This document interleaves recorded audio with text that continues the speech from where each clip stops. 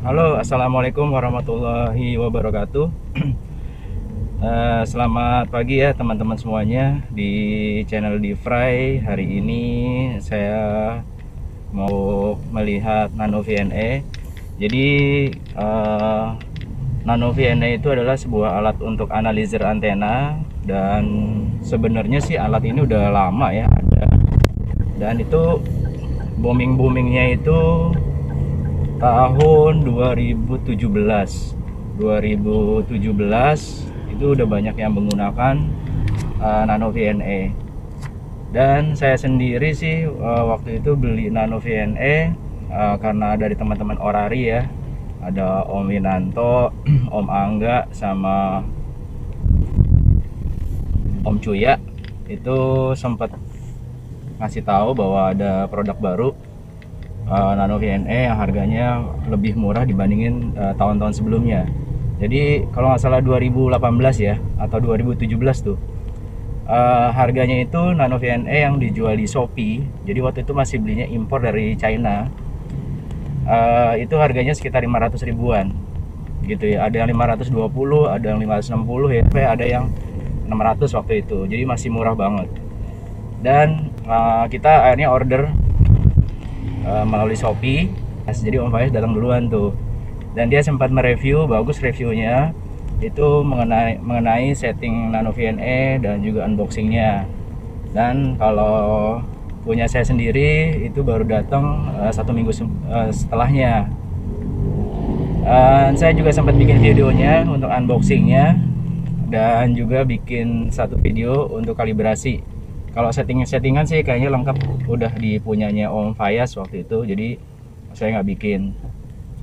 Terus otak-atik karena sama Om Fayas agak susah ya, rumahnya jauh juga. Nah, saya lebih banyak otak-atik sama Om Prabu Dimo atau Om Dimo dari RPU 031. Di situ banyaklah yang saya otak-atik. Sebenarnya waktu itu saya mau bikin ini juga ya, videonya mengenai settingan gitu ya untuk Nano VNE. Cuma saya lihat kayaknya udah banyak yang bikin gitu ya, jadi ya udah saya lebih banyak Nano VNE untuk menggunakan. Jadi saya banyak menggunakan Nano VNE ini untuk setting antena maupun untuk ngecek antena ini berapa sih SWR-nya gitu ya di channel-channel ini. Nah teman-teman, sebenarnya Nano VNE itu untuk apa sih gitu ya? Seberapa penting gitu untuk kita milikin? Ya sebenarnya kalau saya pribadi gitu ya, kalau ada pertanyaan seperti itu, Nano VNE ini alatnya kecil banget, bisa dibawa kemana-mana, segenggaman tangan gitu ya. Dan dia udah pakai USB loh, USB Type C. Jadi kalau kehabisan baterai pun bisa kita cas di mana-mana.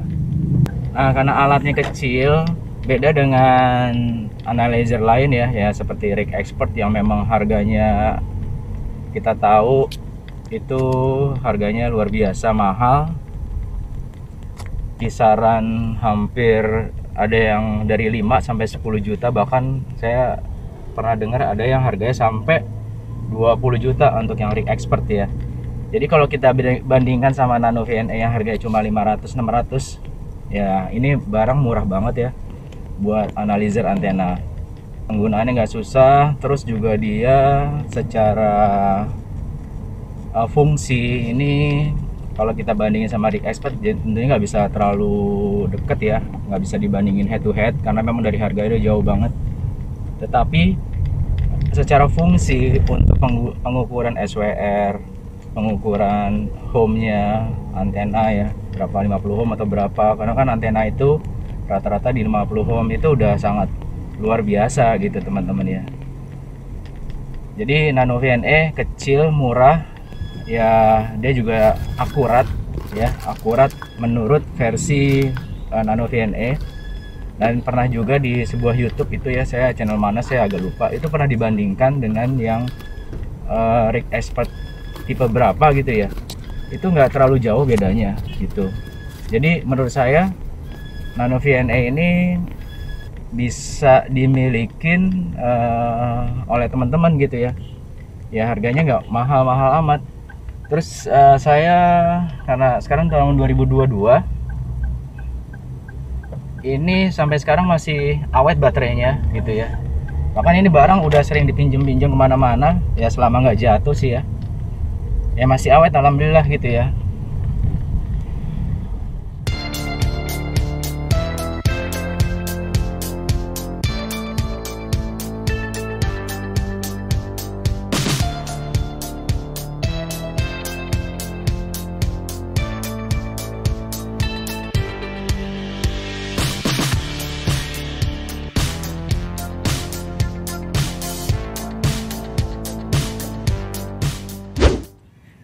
Oke, jadi ini dengan saya, ini dia Nano VNE nya ya.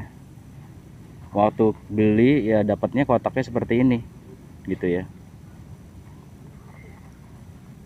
Jadi memang saya nggak buang kotaknya karena ini bermanfaat untuk menjaga kondisi si Nano VNE nya.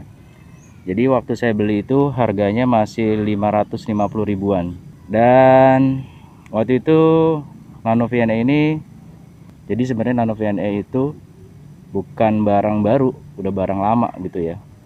Cuma memang buat teman-teman di Rakom atau di amatir atau di teman-teman rapi gitu ya, baru banyak yang tahu di tahun 2018-an lah ya gitu. Nah sekarang kita mau buka ya kayak apa isinya.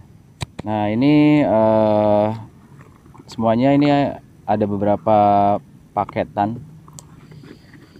Kalau ini memang saya beli sendiri ya, antena yang kabel konektor ini.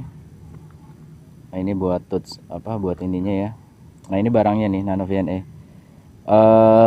Kita bisa lihat dari sini ya, bentuknya kecil banget. Kalau kita perhatiin nih kayaknya ringkih gitu ya, karena bener-bener nggak ada tempatnya. Sebenarnya ada cashboxnya atau boxnya ya, itu bisa dibeli terpisah menggunakan karet maupun menggunakan plastik. Nah ini ada tombol buat kursornya, ini buat kursor, pencet-pencet, ini on off. Nah ini USB, luar biasanya tuh USB udah Type C loh. Nah ini boardnya, desainnya juga agak unik ya. Ini layarnya nih. Terus di sini ada baterai. Ini kalau saya lihat sih ini baterai kayak seperti baterai drone ya. Terus di kiri kanannya ada CH1 sama CH0. Yang kita pakai adalah CH0 untuk ngukur antena. Kalau ini kayaknya masukan ya. Keluaran apa masukan ya? Nah ini mereknya Nano VNE. Gambarnya cicak. Nah waktu keluar pertama itu ada dua versi, yaitu versi warna putih dan warna hitam. Dan itu boxnya juga beda-beda. Ada yang box kardus, ada juga box yang lain ya. Saya nggak tahu boxnya apa.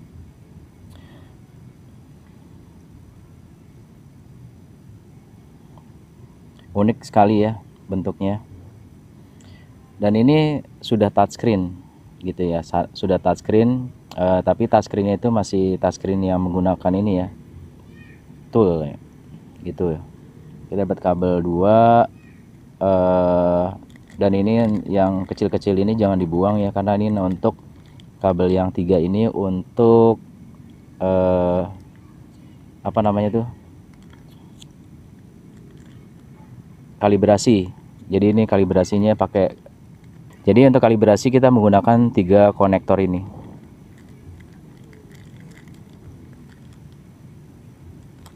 Nah untuk kalibrasinya berapa lama itu tergantung dari penggunaan ya. Kalau udah lama nggak digunakan sebaiknya selalu dikalibrasi.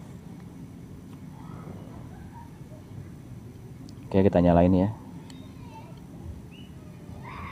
Kelihatan nggak kira-kira? Ya ini karena lampunya sangat silau, jadi nggak terlalu kelihatan ya.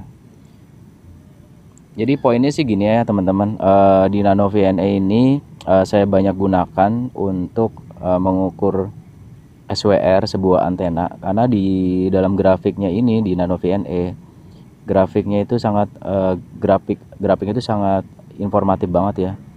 Misalnya antena itu matching dari frekuensi berapa sampai berapa, itu kelihatan mulai dari model yang kerucut lancip atau model yang parabola atau model yang kayak apa ya, kayak jantung gitu ya, itu bisa kelihatan semua. Terus kalau kita mau matchingin antena di suatu titik antena, di suatu frekuensi, angka frekuensi, itu memungkinkan ya di sini. Jadi tinggal kita pilih aja melalui stimulusnya. Jadi kita pilih aja dari startnya berapa sampai berapa. Misalnya kita ingin mengukur antena frekuensi dari 140 sampai 141 misalnya ya. Itu dia matchingnya di mana atau kerucutnya posisinya ada di mana. Itu bisa banget menggunakan Nano VNA. Atau kita pengen melihat dari frekuensi yang lebih renggang dari 140 sampai 144 misalnya ya, atau 146 gitu. Itu kan range jauh banget ya. Terus kita lihat tuh dari situ berapa sih matchingnya antena ini. Jadi biasanya kalau tukang yang buat antena itu dia tinggal cari aja frekuensi yang diinginkan, misalnya di 141 110 misalnya di triple one. Ya dia tinggal cari aja di situ ya sampai dia bener-bener matching.